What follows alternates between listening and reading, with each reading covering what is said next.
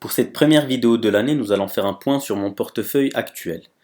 Par rapport à la dernière mise à jour, il y a eu beaucoup d'achats et de reventes. L'objectif a été de réduire mon portefeuille pour avoir le moins d'actions.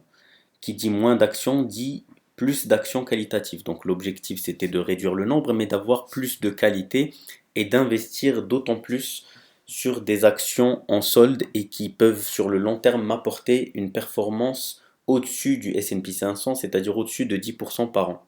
Ça a été notamment le cas en achetant Hershey à près de 188 dollars, en achetant Pfizer à 26-27 dollars, mais aussi en achetant des actions françaises dans le domaine du luxe qui actuellement est en crise, que ce soit LVMH ou Kering, dont j'ai acheté deux actions.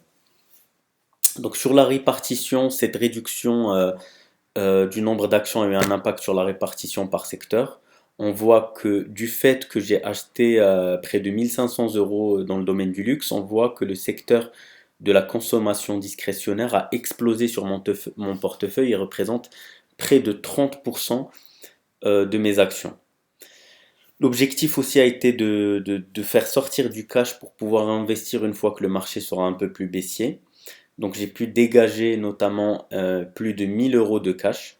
Donc actuellement mon portefeuille se porte à près de 8000 euros. Donc 6000, près de 6900 euros en actions et 1000 euros en cash qui est disponible chez mon courtier. Aussi, j'ai réduit certaines actions qui avaient des dividendes élevés. Ça a été notamment le cas de Verizon. C'est une action qui avait un rendement de 7 à 8%, mais qui ne prenait pas énormément de valeur. Donc sur le long terme, ça ne me permettait pas de faire grossir mon capital aussi vite que ce que je le souhaitais. Et donc j'ai fini par vendre Verizon avec une plus-value qui était légère, c'est-à-dire elle était sur 600 euros que j'avais investi, j'ai pu engranger à peu près 30 euros hors imposition. Donc avec imposition, il faut compter un peu plus de 20 euros. Mais ce cash du coup sera utilisé de manière plus efficace sur d'autres actions qui seraient en baisse pour augmenter mon capital rapidement. Donc on voit aussi que ça a eu un impact sur la répartition des dividendes. Donc actuellement Verizon qui me versait un dividende qui représentait près de 20% des dividendes versés. Aujourd'hui, Medical Property Trust a plus de parts qu'auparavant, ainsi que les autres, et surtout les dividendes par an ou par mois ont baissé. Par contre, quand on fait le bilan de l'année écoulée, on voit que sur mes dividendes perçus, on voit une augmentation, on voit que la courbe elle est en augmentation progressive avec des pics notamment dus à Medical Property Trust avant qu'il ne coupe le dividende.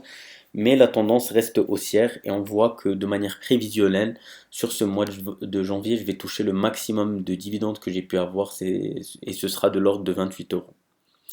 L'objectif pour mes prochains investissements, du coup, c'est de garder un minimum d'actions, mais de renforcer des secteurs dont je ne dis des secteurs où j'ai très peu d'actions ou d'acheter des actions de secteurs dont je n'ai pas